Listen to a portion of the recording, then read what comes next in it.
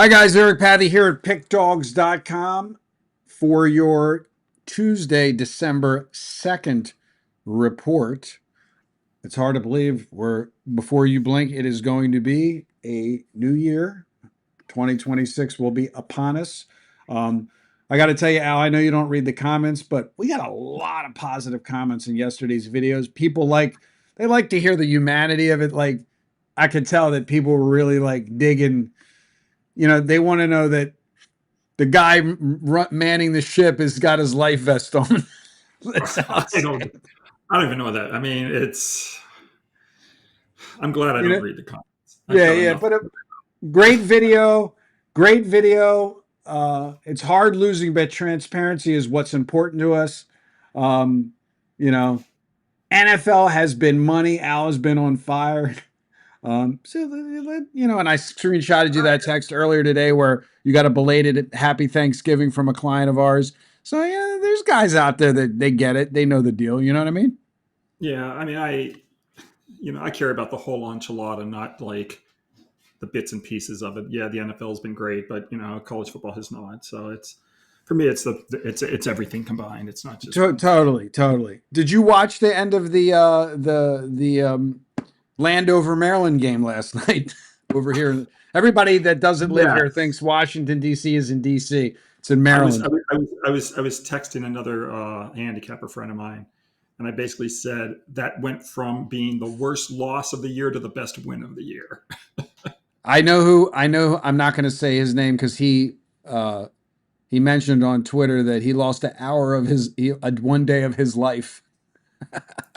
I mean, the whole thing was just ridiculous. I mean, it never should have even gotten to that point. They should have just not even gotten into overtime. But So I don't watch the game. I didn't watch the game, and I was driving somebody home, and my phone starts going off. Can you believe it? Like I'm sitting in front of it, and I had no idea, and I wasn't even going to bother texting you because we had an 8 unit release on it. So, you know, yeah, it is what it it was is. it was yeah. I mean, it's just one of those NFL games. Obviously, it could have gone either way, um, but it was very harrowing to have the Washington Commanders. I was pissed off because it's a close call, but with the new overtime rules, I believe you want to take the ball first. Mm-hmm. What tilts it that way is that the two possessions are not going to be equal in a lot Right. of games. The team that has the ball first can drain a lot of the clock.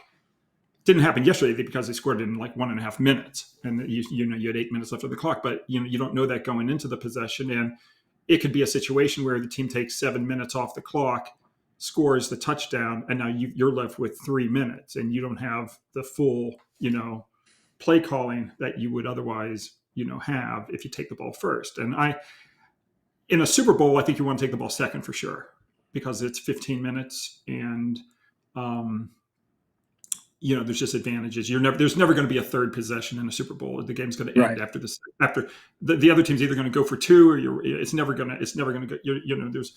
But anyway, I would take the ball first in the Super Bowl because it's 15 minutes at least, and the game cannot end in a tie. But I would take the ball.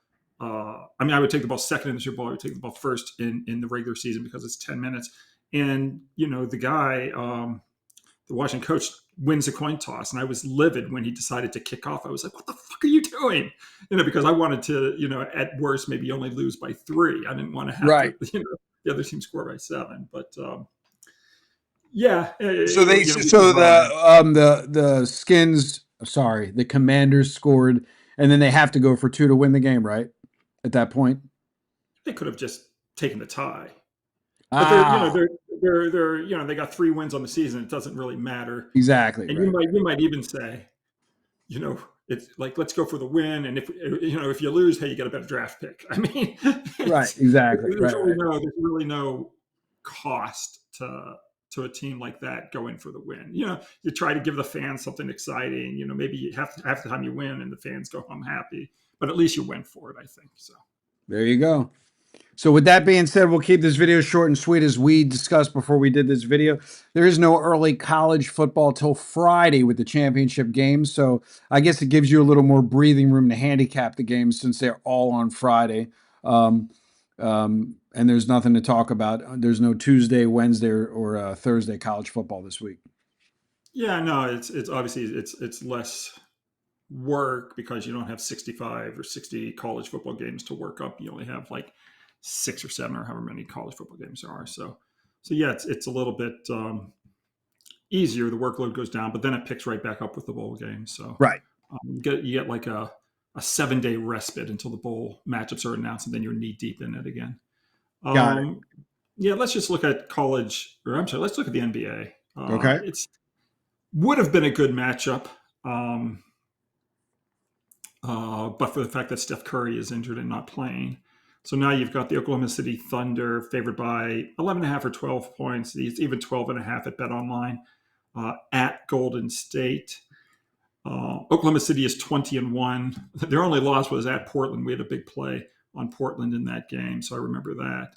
But Oklahoma City, even though they've off to a 20-1 record, they're not covering the spread like they did last year. They're 10-11, I think, against the spread. They're 1-7 ATS against the spread if their opponent failed to cover the spread in its previous game by 2 or more points, which is the case with Golden State here. And yeah, I'll just take the big number with Golden State. Golden State has done well at home versus 400 or better teams. If Golden State was off a loss and their opponent was off a win. So yeah,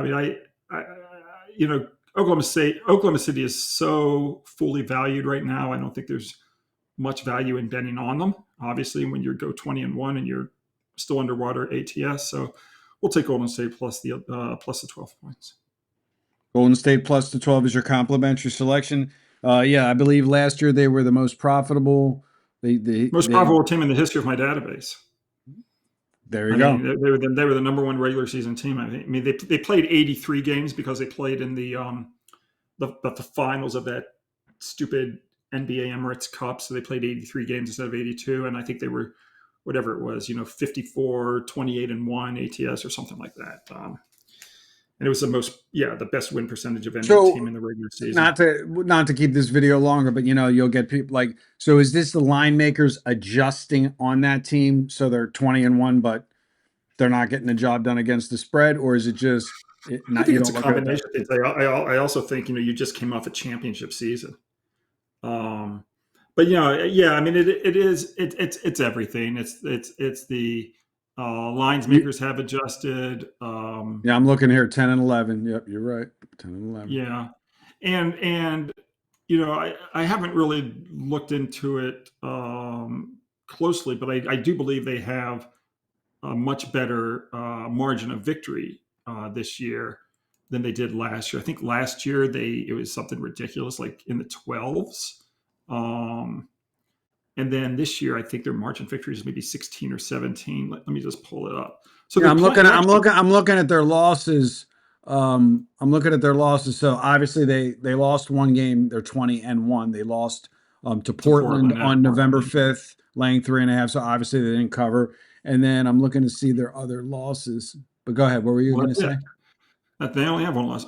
So their average margin of victory this year is 14.52, which I assume would set a record, right? So let me see what it was at the end of the regular season last year.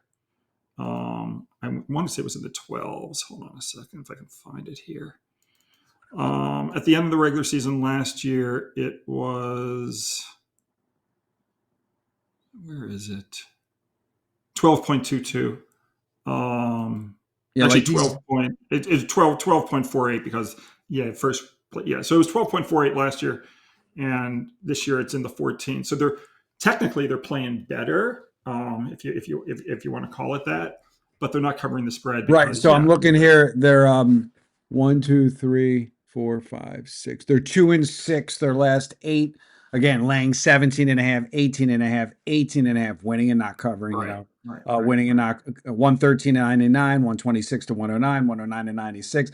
So it's like, I guess your database does more than me just saying the value is on the other side, but I guess they're padding the number, and I would say it's fair. I would just say it's fair value, right? Right. And you also get you're the defending champ, so people look forward to playing you. You're going to get everyone's best shot, so to speak.